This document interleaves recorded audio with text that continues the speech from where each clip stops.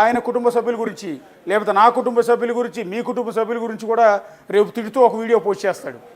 అంటే మనం ఎదుటోళ్ళకి చెప్పుకోలేని భాషలో నీచంగా పోస్ట్ చేస్తాడు అన్వేష్. ఇలాంటివన్నీ ఏం చేయాలి? ఒకటే అండి, ఇప్పుడు అసలు ఈ బెట్టింగ్ యాప్ల్ని నేనే బయటికి తీసుకొచ్చాను, నేను పెద్ద హీరోని, నేను పెద్ద తురుంకాన్ని అని చెప్తున్నాడు కదా అతను. అది వట్టి మాట. ఎందుకంటే అసలు ఫస్ట్ 2019-20 ఆ ప్రాంతాల్లో అనుకుంటాను సజ్జనార్ గారు సైబరాబాద్ కమిషనర్గా ఉన్నప్పుడు ఆయన మొదలెట్టారు. అసలు మొదలెట్టి అయితే ఆయన ఆ తర్వాత ఆర్టీసీ ఎండీగా వెళ్ళిపోయేసరికి ఇంకా ఆ కేసులు ఎక్కడెక్కడ ఉన్నాయి. ఆ తర్వాత వచ్చిన వాళ్ళు వాటిని సీరియస్గా పట్టించుకున్నట్లేరు. అప్పుడు ఆయన అసలు హిందీ బాలీవుడ్ యాక్టర్స్ కూడా నోటీసులు ఇచ్చి వాళ్ళ దగ్గర నుంచి ఆన్సర్ తెప్పించుకున్నారు. కొంతమంది స్వయంగా వచ్చి కలిసి వెళ్ళారు. ఇది అసలు బెట్టింగ్ యాప్స్ దీనికి సంబంధించిన నేపథ్యం ఇది. ఆ తర్వాత ఇప్పుడు మన ప్యానెల్లోనే మాట్లాడబోతున్న యువ సామ్రాట్ 7-8 నెలల క్రితం హర్ష సాయి మీద బయటికి తీసుకొచ్చారు. అప్పుడు ఆయనకు సపోర్ట్ గా మాలాంటి వాళ్ళని కూడా మాట్లాడాం. కానీ అప్పుడు కానీ గవర్నమెంట్ కొంచెం సీరియస్ గా తీసుకుని పోలీస్ డిపార్ట్మెంట్ రియాక్ట్ అయ్యి ఉంటే గనక ఇది ఎప్పుడో బ్లాస్ట్ అయ్యేది. ఇప్పుడు అన్వేష్ నేను చేశాను అని చెప్పుకోవడం అంటే నేను చేశానని చెప్పుకోమనంటే తప్పేం లేదు, క్రెడిట్ తీసుకోమనంటే తప్పేం లేదు. కానీ ఎదుటోళ్ళ తల్లుల గురించి, ఆడవాళ్ళ గురించి, తల్లుల గురించి, భార్యల గురించి వల్గర్ లాంగ్వేజ్ మాట్లాడటం అనేది ఎలా చూస్తారండి? అట్లా కాదు. అసలు ఇప్పుడు ఈయన కూడా బెట్టింగ్ యాప్ ప్రమోషన్ చేశాడంటే ఒకప్పుడు మాకేమొస్తాయి కొంచెం చిల్లర వస్తుంది అని చెప్పి ఒక వీడియో రిలీజ్ అయింది. ఇప్పుడు ఈయన ఒకప్పుడు ఇచ్చిన వాడే. కాకపోతే ఆయన బాధ ఏంటి అంటే ఇప్పుడు ఈ భయ్యా సన్నీ యాదవ్ అనే అతను కూడా వరల్డ్ వైడ్ తిరగాలి, బైక్ మీద తిరగాలి అని చెప్పి అతను ఫేమస్ అవుతున్నాడు. నేను కొంచెం వెనకబడిపోతాను అనే ఉద్దేశంతో రైవల్రీ తోటి అతని మీద కోపంతో ఈ మొత్తాన్ని సజ్జనార్ దృష్టికి తీసుకొచ్చాడు అనేది క్లియర్ కట్ గా మనకు తెలుస్తుంది. ఇప్పుడు అతని మీద కక్ష కట్టినట్టు అతని తల్లిని నాకు బెట్టింగ్ యాప్స్ ప్రమోషన్ లో డబ్బులు వస్తున్నాయి కాబట్టి నేను చేస్తాను అని అతను అనగానే ఇమ్మీడియట్ గా ఇతను రియాక్ట్ అయిపోయి అలా అయితే అసలు ఇదెందుకు మీ అమ్మని తీసుకొని వెళ్ళి సికింద్రాబాద్ లాడ్జిలో పడుకోబెట్టొచ్చు కదా అన్నాడు. అసలు నేను ఒకటే అడుగుతున్నానండి, ఇమ్రాన్ తల్లి గురించి మాట్లాడడానికి కానీ ఇతని తల్లి గురించి కానీ మాట్లాడడానికి అసలు ఈ నా అన్వేషు ఆయనకి నోబెల్ ప్రైజ్ వస్తే కూడా ఆయనకి ఆడవాళ్ళ గురించి ఈ విధంగా నీచంగా మాట్లాడే హక్కు లేదండి. ఇది ఫస్ట్, ఇది లెట్ మీ క్లియర్ అనమాట. ఈ ఇందులో ఆయన ఇప్పుడు ఈ యాప్ల గురించి బయటికి తీసుకొచ్చాడు అని ఆయనకు ఒక గండపెండేరు వేసేసి ఆయన ఏదో ఎక్కడో తీసుకెళ్లి కూర్చోబెడుతున్నారు అని అనుకుంటున్నారు. కానే కాదు, ఆయన కూడా బెట్టింగ్ యాప్లు చేశాడు. అది కాకుండా ఈ విధంగా మాట్లాడే విషయాన్ని మట్టుకు అతని ప్రతి వీడియోలోనూ బూతులు ఉంటాయి.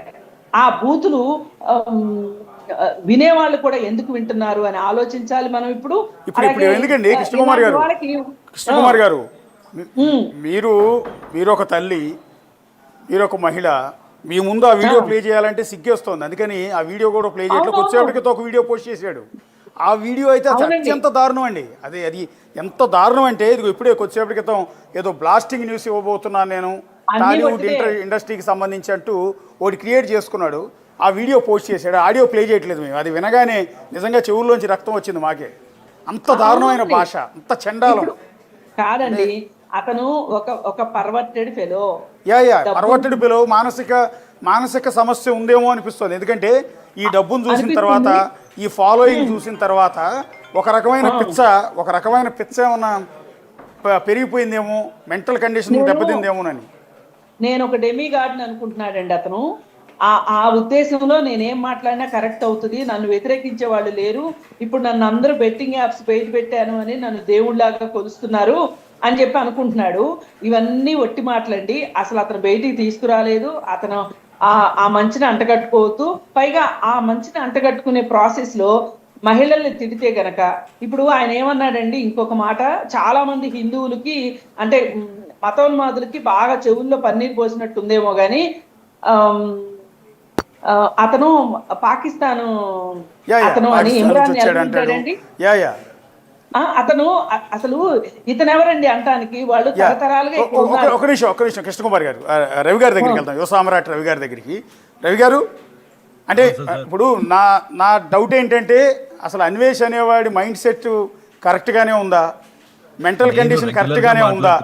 ఎందుకంటే మనిషి అన్నవాడి భాష వాడతాడా అని. నేను రెగ్యులర్ గా మాట్లాడుతున్నాను. నువ్వు ఇంకొకసారి నా నోట్లో నుంచి బూతులు వినవు అని 100 సార్లు ప్రామిస్ చేశాడు.